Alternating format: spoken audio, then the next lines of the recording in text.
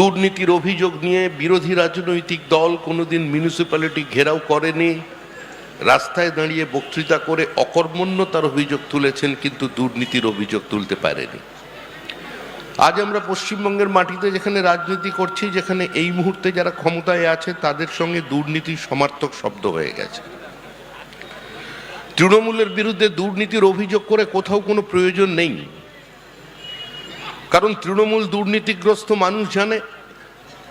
তৃণমূল কংগ্রেসের মুখ্যমন্ত্রী মমতা বন্দ্যোপাধ্যায় মানুষের সামনে বলে দিয়েছেন। নতুন করে আর তৃণমূল কংগ্রেসকে দুর্নীতিগ্রস্ত বলে নিজের সময় নষ্ট করার কোনো লাভ নেই। মুখ্যমন্ত্রী বলেছেন, এটা আমার কথা নয়, স্বয়ং মুখ্যমন্ত্রী মমতা বন্দ্যোপাধ্যায় বলেছেন যে সমব্যথী কেউ মারা গেলে রাজ্য সরকারের পক্ষ থেকে 2000 টাকা দেওয়া হয়, মৃতদেহের বালিশের নিচ থেকে তার থেকেও 200 টাকা বার করে নিতে হবে। আজকে জীবন থেকে মৃত্যু পর্যন্ত তৃণমূল কংগ্রেস এই ছাপ রেখে গেছে। আজকে আবার নতুন ঘটনা খবরে এসেছে, মানে দুর্নীতিটা এমন স্তরে পৌঁছে গেছে যে স্কুলের প্রধান শিক্ষক তিনি টিসি দেওয়ার জন্য প্রত্যেক ছাত্রের কাছ থেকে 300 টাকা করে নিচ্ছেন, তবে টিসির সার্টিফিকেট দিচ্ছেন।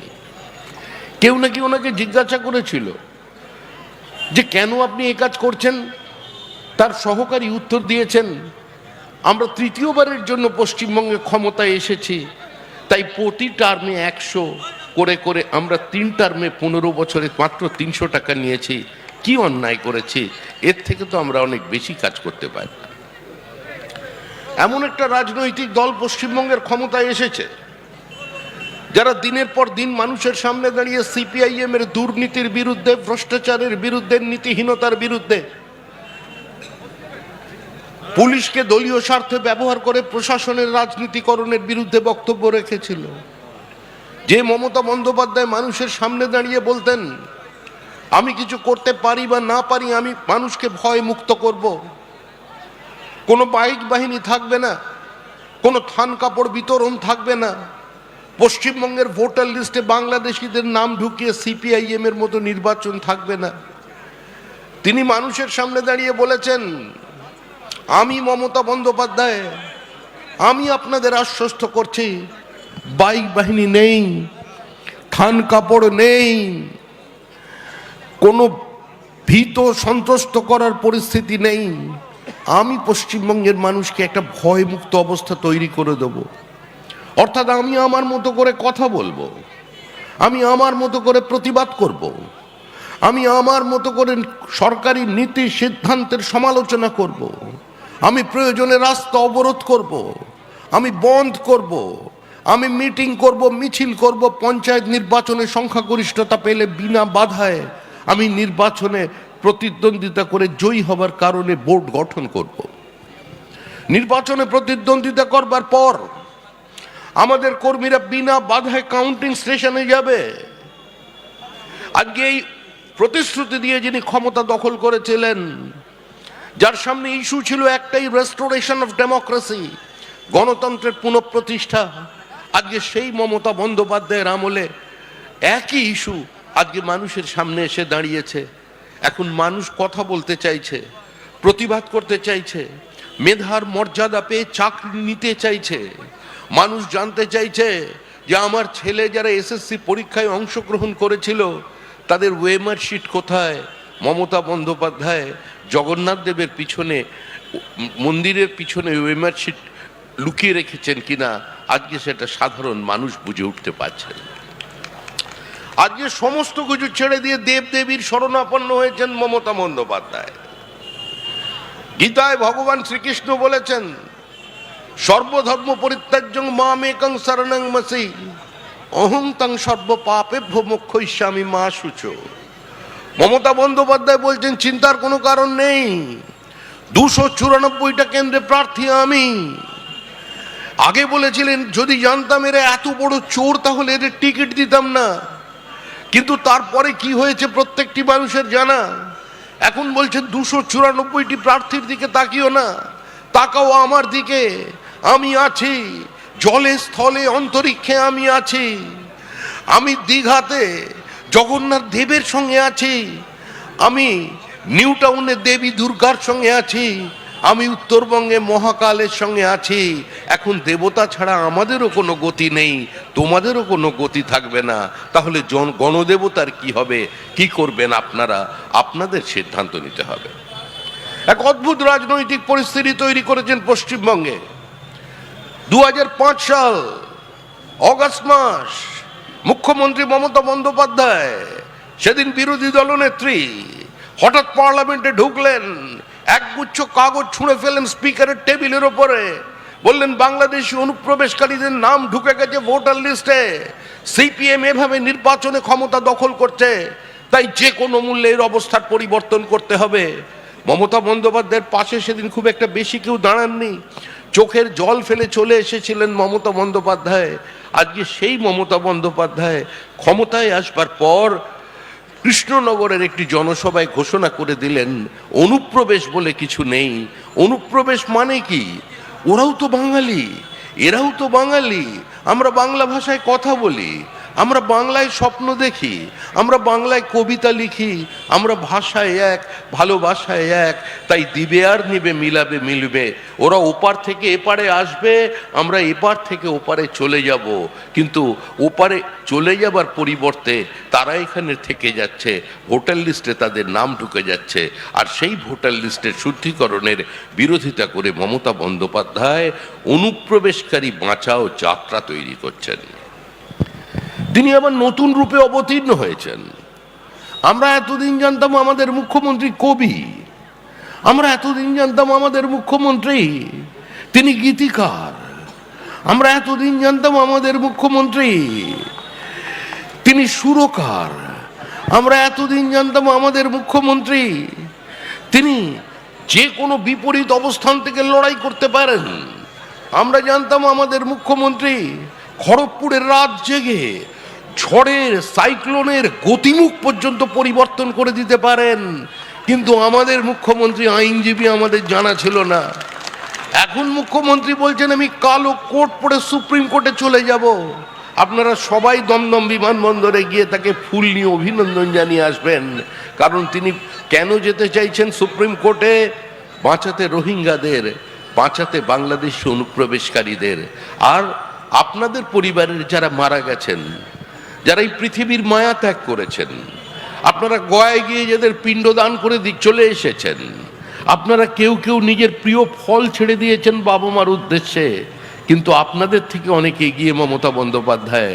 তিনি বলছেন তোমরা তাদের ছেলে মেয়ে হলে তোমরা তাদের ভুলে যেতে পারো, তোমরা তোমার দাদুকে ভুলতে পারো, তোমরা তোমার বাবাকে ভুলতে পারো, কিন্তু আমি রাজ্যের মুখ্যমন্ত্রী, আমি ওদের দূরে সরিয়ে দিতে পারি না, আমি ভোটার লিস্টে ওদের নাম রেখে দেব।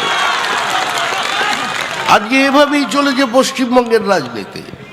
ভোটার শুদ্ধিকরণের প্রক্রিয়া, এইমাত্র দিলীপ দা বললেন যে শুদ্ধিকরণের প্রক্রিয়া তো এতবার ভারতবর্ষে হয়েছে, এসআইআর তো নতুন কিছু নয়, এটা আমি নয়, তৃণমূল কংগ্রেসের নেতা সৌগত রায় বলছেন এসআইআর নিয়ে বিরোধিতার কি আছে? এসআইআর তো হয়, বারবার হয়, হয়ে থাকে, মৃত ভোটারদের নাম বাদ যায়, কিন্তু মমতা ব্যানার্জির দলের অন্য লোকেরা বলছেন এসআইআর চলবে না।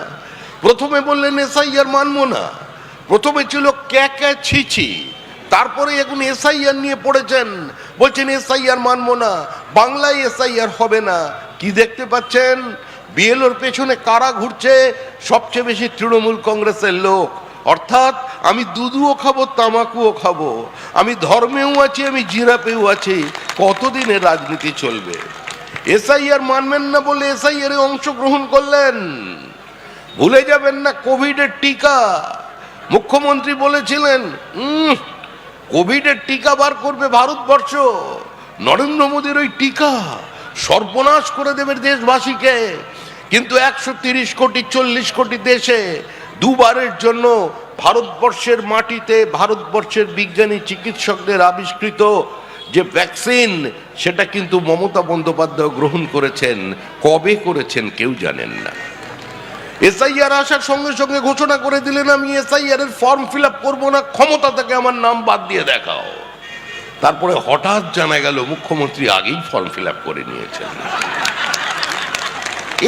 এত বড় ড্রিবলিং তো মেসি কোনোদিন করতে পারেনি। মেসিকে এনে কেন বিপদে পড়েছে তৃণমূল কংগ্রেস? মেসি তো এখানেই বর্তমান। মুখ্যমন্ত্রীর মধ্যে আপনি মেসিকে দেখতে পাবেন, রোনাল্ডোকে দেখতে পাবেন, এমবাপ্পেকে দেখতে পাবেন।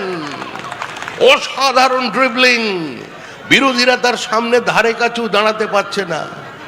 যখনই লোকসভা নির্বাচন আসে তখনই তৃণমূল ঘোষণা করে দেয় পরবর্তী প্রধানমন্ত্রী মমতা বন্দ্যোপাধ্যায়। নির্বাচন যখন কাছাকাছি আসে তখন আবার তৃণমূল কংগ্রেস বলে যে সরকারই হোক না কেন সেই সরকারের চাবিকাঠি থাকবে আমাদের হাতে, আমরা চাইলে সরকারকে ওঠাবো, আমরা চাইলে সরকারকে বসাবো। আবার নির্বাচনের পরে তখন অন্য অবস্থান, বলবেন একমাত্র রাজনৈতিক দল, একমাত্র নেত্রী মমতা বন্দ্যোপাধ্যায় যে নরেন্দ্র মোদীর চোখে চোখ রেখে লড়াই করে, বাংলাকে গুজরাট হতে দেব না। মুখ্যমন্ত্রী বলছেন বাংলাকে গুজরাট হতে দেব না, আর উত্তর 24 পরগনার মানুষ ট্রেন ভর্তি করে গুজরাটে চলে যাচ্ছেন পরিযায়ী শ্রমিকের কাজ করতে, বিভিন্ন কারখানায় গিয়ে গুজরাটে তারা অংশগ্রহণ করছেন। মুখ্যমন্ত্রী একবার ঘোষণা করলেন 5,000 টাকা করে দেবো, বাড়ির ছেলে বাড়িতে থাকবে। দেখা গেল ট্রেনের টিকিটের চাহিদা আরো বেড়ে গেল, উপচে পড়া ভিড়। মুখ্যমন্ত্রীর ঘোষণার সঙ্গে সঙ্গে মানুষ চলল তামিলনাড়ুর পথে। মুখ্যমন্ত্রী বলছেন মুসলমানদের জন্য। আজকে যদি কেউ লড়াই করে থাকে তা নাকি মুখ্যমন্ত্রী মমতা বন্দ্যোপাধ্যায়। কি ভালোবাসা মুসলমানদের জন্য। আমি অল্প কিছুদিনের জন্য আপনাদের পাশের জায়গায় বসিরহাটের বিধায়ক ছিলাম। বসিরহাট উত্তর, বসিরহাট দক্ষিণ, দেগঙ্গা, হাড়োয়ার থেকে অন্তত 20,000-এর বেশি, আমি কম সংখ্যা বললাম, যে যারা আমার পরিচিত তারা আজকে তামিলনাড়ুতে কাজ করছে। বসিরহাট দক্ষিণ, বসিরহাট উত্তরের বিশাল সংখ্যক মুসলমান ভাই বোনেরা তারা তামিলনাড়ু ত্রিপুরে তারা কাজ করছে টেক্সটাইল হাবে। তারা প্রতিনিয়ত আমাদের সঙ্গে যোগাযোগ করছে। তাদের বক্তব্য একটাই, আমাদের বাঁচান। এখন আমরা কি করতে পারি? মুখ্যমন্ত্রীকে বলো, তোমাদের ওই দাওয়াত ইসলামের নেতা ফিরাদ হাকিমকে বলো, হুমায়ুন কবিরকে বলো।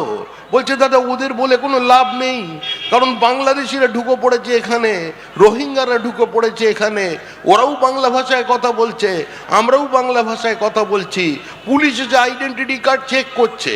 আমি সে কি? এ তো বিজেপি শাসিত রাজ্যে হচ্ছে, ওটা তো অবিজেপি শাসিত রাজ্য। বলছে আপনি খবর রাখেন না দাদা। তাহলে সবচেয়ে বেশি যদি চেকিং কোথাও হয়ে থাকে আর সবচেয়ে বেশি বাংলাদেশি কোনো জায়গায় যদি ধরা পড়ে থাকে তার নাম হচ্ছে ওই তামিলনাড়ু। তামিলনাড়ুর পুলিশ প্রতিদিন রেড করছে। বাংলাদেশি যারা ধরা পড়ছে তাদের কাছ থেকে কার্ড পাওয়া যাচ্ছে, এপিক কার্ড কোথায় তৈরি হয়েছে, আধার কার্ড কোথায় তৈরি হয়েছে? উত্তর একটাই, বারাসাত মধ্যমগ্রাম। এখন আবার বারাসাত মধ্যমগ্রামের একচেটিয়া আধিপত্য নেই, এখন আবার কার্ড তৈরি হচ্ছে সোনারপুরে, কার্ড তৈরি হচ্ছে এখন নতুন করে শিলিগুড়িতে। অর্থাৎ ওপার থেকে এপারে চলে এসো। একটা সময় ছিল যখন আমাদের মাত্র 2টো আসন ছিল, তখন ওই হাওড়ায় আমি রিক্সায় মাইক বেঁধে স্ট্রিট কর্নার করেছি, এই কামদেব দ্বারা সঙ্গে থাকতেন। তখন আমরা দাঁড়িয়ে বলতাম যে আমরা জনতা পার্টি নই, আমরা ভারতীয় জনতা পার্টি। তখন আমাদের দিকে মানুষ বলতো এত বড় পার্টি, মাত্র 2টো সাংসদ, তাও আবার একটা অন্ধ্রপ্রদেশে এনটিআরের দয়ায়, একটা গুজরাট, একটা অন্ধ্রপ্রদেশ, উত্তরপ্রদেশে নেই, বিহারে নেই, আপনাদের অধুনা ঝাড়খণ্ডে নেই, আসামে নেই, পশ্চিমবঙ্গ তো দূরস্থ। আমাদের দেখে বলা হতো পরিবার পরিকল্পনার পার্টি, হাম দো হামারা দো। 2টো নেতা অটল বিহারী বাজপেয়ী, লালকৃষ্ণ আদবানি, আর 2টো মাত্র সাংসদ। সেদিনও কিন্তু আমরা ছিলাম। আমরা বলেছি আমরা থাকতে এসেছি, চলে যেতে আসিনি। আজকে আমরা পশ্চিমবঙ্গের মাটিতে নিজেদের প্রতিষ্ঠিত করেছি আপনাদের আশীর্বাদ দিয়ে। আমরা লড়াই করেছি জমানত বাজেয়াপ্ত হবে জেনেও, কিন্তু যে কথা 1980-র দশকের মধ্যভাগ থেকে আমরা বলছি, আজকে সেই কথা পশ্চিমবঙ্গের রাজনীতিতে প্রাসঙ্গিক হয়েছে। আমরা বলেছি সমস্ত সীমান্তবর্তী জেলাগুলোর ডেমোগ্রাফি ধীরে ধীরে বদলে যাচ্ছে। আজকে শুধু উত্তর 24 পরগনা নয়, দক্ষিণ 24 পরগনা নয়, শুধু মালদা মুর্শিদাবাদ নয়, দিনাজপুর 2টো নয়, আজকে পশ্চিমবঙ্গকে প্যাসেজ বানিয়ে পার্শ্ববর্তী রাজ্য বিহার, ঝাড়খণ্ডের সীমানা পর্যন্ত বদলে দেয়া হচ্ছে। আজকে এই পরিস্থিতির বাইরে আমাদের বেরিয়ে আসতে হবে, আর তার জন্য সংঘবদ্ধ গণপ্রতিরোধ গড়ে তুলতে হবে। দেখুন, হাবড়ার মানুষ, বাংলাদেশের সঙ্গে নিবিড় আপনাদের যোগাযোগ, এই অঞ্চলের বহু মানুষের ব্যবসা বাণিজ্য বাংলাদেশের সঙ্গে আছে, আপনাদের আত্মীয় স্বজন আছে, আপনাদের কারোর বাংলাদেশে ভোটার লিস্টের নাম আছে, অস্বীকার করবার কোনো জায়গা নেই। আপনাদের বাংলাদেশে আপনাদের বাড়ি ঘরদোর অনেকেরই আছে, এখনো থেকে গিয়েছে, আপনারা তাদের সঙ্গে সম্পর্ক রাখেন। আজকে বাংলাদেশের এই পরিস্থিতি কেন তৈরি হয়েছে? আজকে এই পরিস্থিতির জন্য কারা দায়ী? এর জন্য কি শুধু একটা সম্প্রদায়কে দায়ী করা যায়? এর জন্য শুধু একটা রাজনৈতিক দলকে কি দায়ী করা যায়?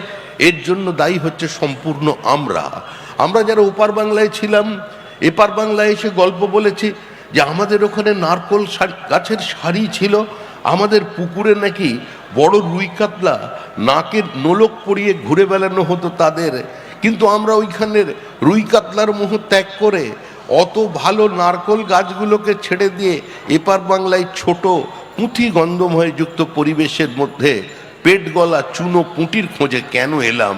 এর পেছনে রহস্যটা কি? সেটা আপনারা এই প্রজন্মকে শিখিয়ে যাচ্ছেন না। আমাদের এখানে কবি এসেছেন, সাহিত্যিক এসেছেন, আমাদের এখানে চিত্র পরিচালক এসেছেন, তারা উদ্বাস্তুদের জীবন যন্ত্রণা নিয়ে, উদ্বাস্তু জীবনের তাপ উত্তাপ নিয়ে কত প্রবন্ধ লিখেছেন, কত সিনেমা পরিচালনা করেছেন, কিন্তু কেন পূর্ব পাকিস্তান থেকে তাদের চলে আসতে হলো সে কথা কিন্তু এই প্রজন্মকে জাননি। হিন্দু না ওরা মুসলিম, ওই জিজ্ঞাসে কোন জন, বলো ডুবিছে মানুষ সন্তান মরমার। কত গল্প, কত কবিতা।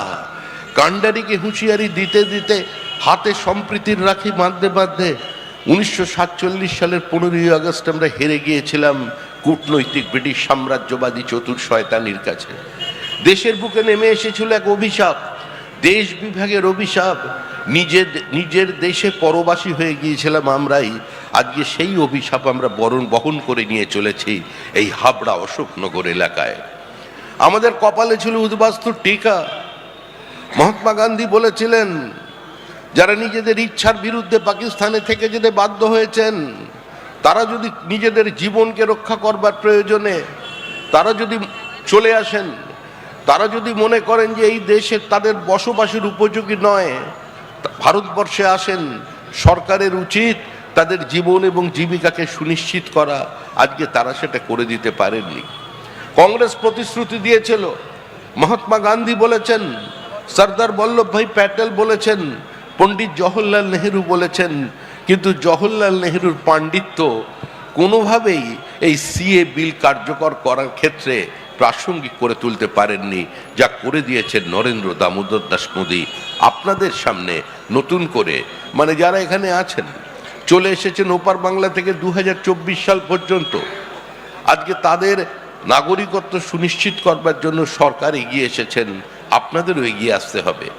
এসআইআর হচ্ছে, এসআইআর চলবে, কিন্তু এসআইআর এর উপরে ভরসা করে বিজেপি এখানে নির্বাচনের প্রতিদ্বন্দ্বিতা করতে আসেনি।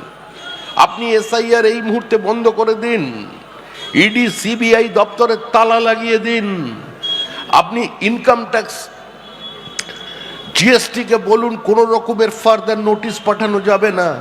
তারপরেও পশ্চিমবঙ্গের মানুষ তৃণমূল কংগ্রেসকে হারিয়ে দেবে, তৃণমূল কংগ্রেসকে বিসর্জন দিয়ে দেবে। দেখুন, বিশ্বাস করুন, তৃণমূল কংগ্রেস বলে কোনো সরকার নেই। একটা সরকারকে সমান্তরাল ভাবে বাইরে থেকে আরেকজন পরিচালিত করছে, সে ট্রান্সফার নিয়ন্ত্রণ করছে, তার নির্দেশ স্থানীয় পুলিশ মেনে নিচ্ছে, তার নির্দেশ আইএস অফিসাররা মেনে নিচ্ছেন, আমাদের কাছে আমলারা যোগাযোগ করছেন। এখন তো আবার ফেস টাইম চলে, ফেস টাইম, কেউ সাধারণ ফোনে কথা বলেন না। তৃণমূল কংগ্রেসের নেতারাও বলছেন ফেস টাইমে কথা বলবো, আমলাও বলছেন ফেস টাইমে কথা বলবো। মমতা বন্দ্যোপাধ্যায় কিন্তু অ্যাপেল কোম্পানির রয়্যালটি দেওয়া উচিত। প্রতি বছরে এত ফেসবুকের চাহিদা, এখানে ফেস টাইমের চাহিদা, এত অ্যাপেল ফোনের বিক্রি আমার মনে হয় পার্শ্ববর্তী কোনো রাজ্যে নেই যত পশ্চিমবঙ্গে চলেছে। প্রত্যেকেরই পকেটে আইফোন, আমাদেরও আইফোন আছে। ভয়ে ভয়ে মানুষ আইফোন কিনছে। রাজনীতি করতে গেলে আইফোন রাখতে হবে, পুলিশে চাকরি করতে গেলে আইফোন রাখতে হবে, ব্যবসা করতে গেলে আইফোন রাখতে হবে। মুখ্যমন্ত্রীর কুনজর থেকে নিজেকে বাঁচিয়ে রাখবার জন্য আইফোন রাখতে হবে, এমপির আইফোন, এমএলএর আইফোন, কাউন্সিলরের আইফোন, কাউন্সিলরের যে শিষ্য, মানে এলাকায় এলাকায় ঘুরে বিভিন্ন স্কোয়ার ফিটের মাপের জমির দাম নির্ভর করছেন প্রমোটারের থেকে টাকা নেবার জন্য, তার পকেটেও আইফোন।